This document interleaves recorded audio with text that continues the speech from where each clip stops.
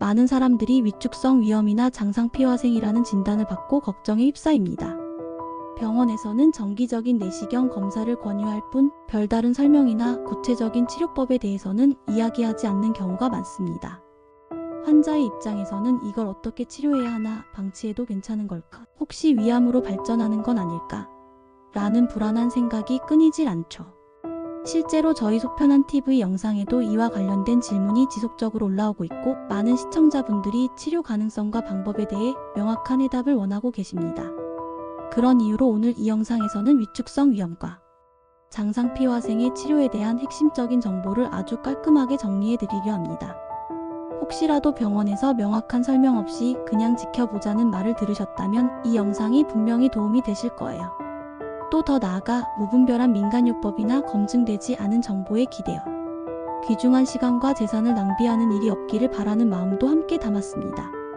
제가 이전 영상에서는 위축성 위염과 장상피화생이 왜 위암으로 반드시 이어지는 건 아닌지, 그리고 이 질환들이 있는 상태에서도 평범하고 건강하게 살아갈 수 있다는 내용을 중심으로 말씀드렸는데요.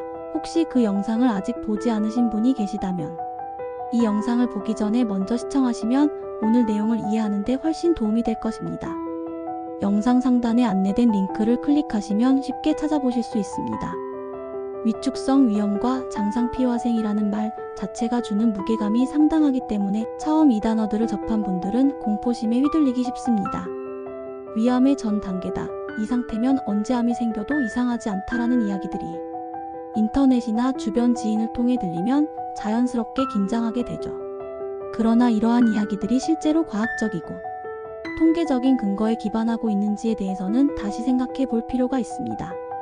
실제로 우리나라의 위암 전문가들, 특히 다수의 위암 환자를 진료하고 수술까지 집도해온 1차 병원의 소화기내과, 외과 전문의들은 생각이 조금 다릅니다. 왜냐하면 위축성 위염이나 장상피화생이 없이도 위암이 생기는 사례는 얼마든지 있기 때문이고, 오히려 이러한 병변들은 인구 집단 내에서 매우 흔하게 발견되는 상태이기 때문입니다. 일반적인 통계로 보아도 위축성 위염이나 장상피화생은 흔하게 발견되는 소견으로 어떤 사람에게는 아무런 증상도 일으키지 않고 수년간 변화 없이 유지되기도 합니다. 실제로 제가 지난 영상에서 소개한 자료에 따르면 대한민국에는 약 1천만 명에 달하는 사람들이 위축성 위염을 가지고 있을 것으로 추정되며 이는 서울 인구 전체에 해당하는 수치입니다. 이렇게 수많은 사람들이 가지고 있는 소견이라면 단순히 그것만으로 특별히 치료해야 할 질병이라고 단정짓기는 어렵습니다. 질병이라는 개념 자체가 일정한 기능적 장애나 증상을 동반할 때를 의미하기 때문이죠. 그렇다면 이처럼 많은 사람들이 앓고 있는 위축성 위염과 장상피화생 꼭 치료해야만 할까요? 혹은 치료가 가능한 것일까요? 앞으로의 단락들에서는 이러한 질문에 대해 의학적 근거에 기반한 객관적 해석과 방향성을 제시해 드릴 것입니다. 단순한 민간요법이나 인터넷 정보가 아닌 의료계에서 인정받는 데이터를 토대로 건강한 판단을 할 수 있도록 돕는 것이 이 영상의 핵심 목적입니다. 많은 분들이 가장 궁금해하는 것은 바로 이것입니다. 그렇다면 위축성 위염과 장상피화생은 정말 치료가 가능한가요? 병원에서는 대부분 딱히 치료 방법은 없다. 혹은 그냥 지켜보자라고 말하는 경우가 많은데요. 이처럼 애매한 답변은 환자에게 오히려 더 큰 불안을 안깁니다. 치료가 없다면 그저 이대로 방치하라는 뜻인가? 시간이 지날수록 상태가 더 악화되지는 않을까? 실제로 이러한 질문들은 진료실에서도 온라인 커뮤니티에서도 반복적으로 등장합니다. 결론부터 말씀드리면 위축성 위염과 장상피화생은 완치라는 개념보다는 진행을 멈추거나 개선을 유도하는 것에 집중하는 질환입니다. 마치 피부에 생긴 오래된 흉터처럼 한 번 생긴 조직의 변화가 원래대로 돌아가긴 어렵지만 더 이상의 악화를 막고 상태를 안정적으로 유지하는 것이 충분히 가능합니다. 특히 위 점막의 재생 능력은 간, 피부와 더불어 매우 뛰어난 편이기 때문에 조건만 맞아떨어진다면 일정 수준의 호전을 기대할 수 있습니다. 이때 가장 중요한 요소는 바로 헬리코박터 파일로리균의 제균 치료입니다. 위축성 위염과 장상피화생이 발생하는 주요 원인 중 하나가 바로 이 헬리코박터균인데요. 이 균은 위 점막의 지속적인 염증 반응을 일으키고 결국에는 점막이 위산에 저항하지 못하고 구조적으로 손상되는 과정을 반복하게 됩니다. 다수의 연구 결과에 따르면 헬리코박터균을 제균한 이후 위축성 위염의 진행이 멈추거나 심지어 일정 부분 호전된 사례도 보고된 바 있습니다. 따라서 이 균이 발견되었다면 적극적으로 제균 치료를 받아보는 것이 좋습니다. 그 다음 단계로 중요한 것이 바로 생활습관의 개선입니다. 예를 들어 흡연과 과도한 음주는 위점막의 혈류를 저하시켜 염증을 악화시킬 뿐 아니라 회복력을 떨어뜨리는 주요 인자입니다. 실제로 흡연을 지속하는 사람의 경우 위축성 위염에서 장상피화생으로 다시 위암으로 이어지는 위험도가 비흡연자보다 훨씬 높은 것으로 알려져 있습니다. 반대로 식습관과 수면, 스트레스를 포함한 전반적인 생활 방식이 개선되면 위 점막은 훨씬 안정적인 상태로 유지될 수 있습니다. 예를 들어 55세 남성 환자 어씨의 사례를 보면 이해가 쉬운데요.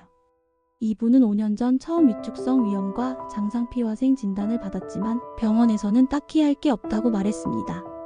그러나 이후 자발적으로 흡연을 중단하고 야식을 줄이며 헬리코박터 제균 치료를 받았습니다. 2년 후 내시경 검사에서는 장상피화생 부위의 범위가 줄었고 위축성 위염도 점차 엷어지는 양상을 보였습니다. 완전히 사라지진 않았지만 분명히 호전이라는 방향으로 가고 있었던 것이죠. 또 다른 예로 40대 여성 환자 B씨는 스트레스로 인한 만성 위염이 심해진 상태에서 장상피화생 진단을 받았지만 심리치료와 함께 꾸준한 약물 복용, 식사 조절을 병행하면서 증상이 뚜렷하게 줄어들었습니다. 위 점막도 점차 두께를 회복하며 병리조직 소변에서 일부 정상세포가 다시 관찰되기 시작했습니다. 이처럼 위축성 위염과 장상피화생은 기계적으로 약만 먹는다고 좋아지기보다는 원인 제거와 생활 개선이라는 총체적인 접근이 반드시 병행되어야 합니다. 단순한 위장약, 예를 들어 위산, 억제 PPI나 제산제를 복용하는 것만으로는 질환의 본질적인 진행을 막기 어렵습니다. 그런 약들은 증상을 완화하는 데에는 도움이 될 수 있으나 병의 뿌리를 다루지 못하기 때문입니다. 그러므로 환자 본인의 생활 태도와 식생활 습관이 치료의 핵심 열쇠가 되는 것입니다. 의료진과의 꾸준한 소통, 정확한 정보의 습득, 무엇보다도 스스로의 건강에 대한 태도 변화가 함께 이루어질 때 비로소 위축성 위염과 장상피화생을 관리 가능한 상태로 만들 수 있습니다. 그렇다면 우리는 일상 속에서 어떤 방식으로 위축성 위염과 장상피화생을 관리할 수 있을까요? 많은 분들이 약도 없고 완치도 안 된다면 그냥 포기해야 하나요? 라고 물으시지만 이 질환은 의외로 일상생활의 작은 습관 변화만으로도 진행을 늦추거나 멈출 수 있는 대표적인 생활 질환입니다. 특히 위 점막은 간 조직처럼 재생력이 좋은 장기 중 하나이기 때문에 적절한 환경과 조건이 갖춰지면 충분히 회복 능력을 발휘할 수 있습니다. 단 여기서 핵심은 꾸준함과 총체적 접근입니다. 먼저 식습관 개선이 핵심입니다. 위 점막은 매일 섭취하는 음식의 물리적, 화학적 자극을 고스란히 받기 때문에 염증이 있는 상태에서는 아주 작은 자극에도 예민하게 반응합니다. 이럴 땐 부드럽고 자극이 적은 음식, 예를 들어 죽, 미음, 찐 채소, 삶은 생선, 계란찜, 흰 쌀밥 등이 도움이 됩니다. 반면 매운 음식, 짠 음식, 튀김육, 인스턴트 식품, 탄 음식은 위 점막을 더욱 자극하고 염증을 악화시킬 수 있으므로 피하는 것이 좋습니다. 특히 짠 음식은 위암 발생 위험을 증가시키는 대표적인 인자로 알려져 있어 장상피화생을 가진 사람이라면 염분 섭취량을 하루 5지 이하로 줄이는 것이 권장됩니다. 다음으로 중요한 것은 식사 시간과 방법입니다. 바쁜 일상 속에서 불규칙한 식사나 과식, 야식 습관은 위산의 분비 리듬을 교란시키고 위 점막의 회복 시간을 단축시킵니다. 하루 세 끼를 규칙적으로 천천히 꼭꼭 씹어 먹는 습관은 위 건강을 회복시키는 가장 기본적인 원칙입니다. 식사를 할 때는 반드시 앉아서 천천히 1520분 이상 충분한 시간 동안 식사하는 것이 위장의 부담을 줄이고 소화 효율을 높입니다. 또한 체내 염증을 낮추고 위장 점막을 회복시키는 데 도움이 되는 영양소들도 적극적으로 활용할 수 있습니다. 대표적으로 비타민 C, 비타민 A, 비타민 E, 아연, 셀레늄 등 항산화 영양소가 위 점막의 손상을 줄이고 재생을 돕는 역할을 합니다.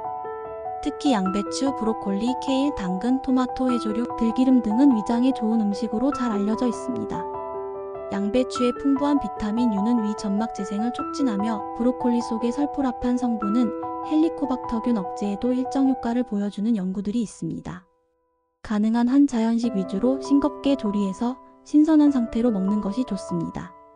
뿐만 아니라 스트레스 관리도 간과해서는 안 되는 요소입니다. 장상피화생 환자 중 많은 분들이 공통적으로 위에 체한 느낌, 눌리는 느낌, 쏙쓰림 등을 호소하는데 실제 내시경이나 초음파에서는 특별한 이상이 보이지 않는 경우가 많습니다. 이는 스트레스로 인한 자율신경계 교란이 위장 운동을 저하시키고 위산 분비에 영향을 주기 때문입니다. 명상, 가벼운 운동, 수면 시간 확보, 디지털 디톡스 등 일상 속 스트레스를 줄이는 활동들이 위 건강 회복에 의외로 큰 도움이 됩니다. 예를 들어 30대 여성 C씨는 내시경 검사에서 비교적 이른 단계의 장상피화생이 진단된 후 건강식 위주로 식단을 바꾸고 1일 15분 명상과 스트레칭을 병행했습니다. 이와 함께 매일 아침 따뜻한 미음으로 속을 데우고 저녁엔 가볍게 산책을 하는 루틴을 6개월간 유지했는데 재검사 결과 점막의 색이 엷어지고 증상도 현저히 줄어들었다고 합니다. 이처럼 생활 중심의 접근은 겉으로 보기엔 단순하지만 위장 상태에 실질적인 변화를 만들어낼 수 있습니다. 마지막으로 약물 복용에 대한 태도도 점검할 필요가 있습니다. 많은 환자들이 위산 억제 제PPI나 제산제를 장기간 복용하는데 이는 위산을 일시적으로 줄여 증상을 완화시키긴 하지만 오히려 위산 분비를 저하시켜 소화 기능과 위장 내 미생물 균형에 악영향을 줄 수 있습니다. 의사의 처방에 따라 단기적으로는 유용할 수 있으나 장기 복용 시에는 반드시 의료진과의 상의를 통해 복용 주기와 용량을 조절해야 합니다. 즉 위축성 위염과 장상피화생은 의사의 진단과 치료뿐 아니라 환자 스스로의 관리 능력이 질병의 향방을 좌우하는 매우 생활 밀착형 질환입니다. 완치라는 말 대신 조절 가능한 상태로의 전환이라는 개념으로 접근해야 하며 이것이 오히려 환자에게 더 실질적인 희망이 될 수 있습니다. 많은 분들이 위축성 위염이나 장상피화생 진단을 받았을 때 가장 먼저 떠올리는 질문은 이거 혹시 위암인가요? 입니다. 실제로 이 두 질환은 위암 전 단계로 분류되는 상태이며 의학적으로도 위암 발생 위험이 일반인보다 높은 것으로 분명히 알려져 있습니다. 하지만 여기서 반드시 짚고 넘어가야 할 점은 모든 위축성 위염이다. 장상피화생이 위암으로 진행되는 것은 아니라는 것입니다. 중요한 것은 위험 요인을 파악하고 진행을 억제하는 것입니다. 먼저 위암의 발생 메커니즘을 간단히 설명하자면 정상위 점막 위축성 위염, 장상피화생 이형성증 이상 세포 위암으로 단계적으로 진행됩니다. 이 가운데 특히 장상피화생은 정상위 세포가 소장과 유사한 구조의 장세포로 대체되면서 이미 정상적인 분화 구조가 사라진 상태이기 때문에 위암 발생 가능성이 있는 전암성 병변으로 간주됩니다. 특히 불완전형 장상피화생은 위암과의 연관성이 더 높다고 보고되며 이형성증이 동반되었을 경우에는 암으로의 전환율이 급격히 증가합니다. 실제 연구들을 살펴보면 위축성 위염과 장상피화생을 가진 사람은 그렇지 않은 사람보다 위암 발생 위험이 약 46배 높습니다. 특히 장상피화생이 광범위하게 퍼져 있거나 고령 흡연, 짠 음식, 가족력 등의 위험 요인이 동반된 경우 위험도는 더 높아집니다. 예를 들어 60대 이상 남성 헬리코박터균 양성 흡연자이며 고염분 식사를 하는 사람은 장상피화생이 있는 상태에서 10년 이내 위암 발생 가능성이 1020%까지 올라갈 수 있다는 연구도 있습니다. 그렇다면 어떤 경우에 특히 더 주의가 필요할까요? 위축 및 장상피화생이 광범위하게 진행된 경우 내시경 소견에서 위 체부위의 몸통 부위까지 위축이다. 장상피화생이 확장된 경우는 국소적으로 국한된 경우보다 위암 위험이 더 큽니다. 헬리코박터균 감염 상태가 장기간 지속된 경우 헬리코박터 파일로리는 위산을 중화시키는 동시에 만성 염증을 유발하는 주요 인자로 알려져 있습니다. 이 균이 장기간 위 점막을 자극하면 위축과 장상피화생이 빠르게 진행되며 제거하지 않으면 위암 위험을 높이는 핵심 인자가 됩니다. 위암 가족력이 있는 경우 직계 가족 중 위암 이력이 있다면 위장 점막 변화가 동일한 유전적 경향성을 가질 수 있어 반드시 정기적인 검사와 철저한 관리가 필요합니다. 흡연 및 음주 습관이 있는 경우 니코틴과 알코올은 위 점막의 재생을 방해하고 장상피화생 상태에서 돌연변이 발생 가능성을 높여 위암 발생 위험을 증가시킵니다. 특히 흡연자는 위산 역류와 결합되면 점막 손상이 가속화되므로 이중 리스크가 생깁니다. 이형성 이상 세포가 동반된 경우 장상피화생 위에 이형성이 관찰된다면 이는 곧 암세포로의 직전 단계로 해석되며 의료진은 보통 정기적인 내시경 관찰이나 조직 검사 주기를 6개월 또는 3개월로 단축시켜 진행 상황을 면밀히 추적합니다. 이처럼 위축성 위염이나 장상피화생은 조용히 그러나 확실하게 위 점막을 변화시키며 위암으로 발전할 수 있는 환경을 만들고 있습니다. 하지만 희망적인 것은 이 질환의 진행을 막을 수 있는 전략들이 분명히 존재한다는 점입니다. 실제로 헬리코박터균을 제균 제거하고 식습관을 개선하며 정기적인 내시경 검사를 받는 것만으로도 위암 발생률이 3040% 이상 감소한다는 다수의 연구 결과가 있습니다. 예를 들어 50대 남성 D씨는 장상피화생 진단 후 헬리코박터 제균 치료를 받은 뒤 1년 주기로 내시경을 받고 식단을 개선하며 금연에 성공했습니다. 이후 5년간 추가적인 병변의 진행 없이 안정적인 상태를 유지하고 있으며 의료진은 앞으로도 생활관리가 유지된다면 위암으로의 진행 가능성은 매우 낮다고 설명했습니다. 결국 이 질환의 핵심은 두려움이 아니라 관리입니다. 조기에 발견하고 악화 요인을 줄이고 정기적인 모니터링을 받으며 생활 습관을 바꾸는 것만으로도 충분히 질환을 컨트롤할 수 있습니다.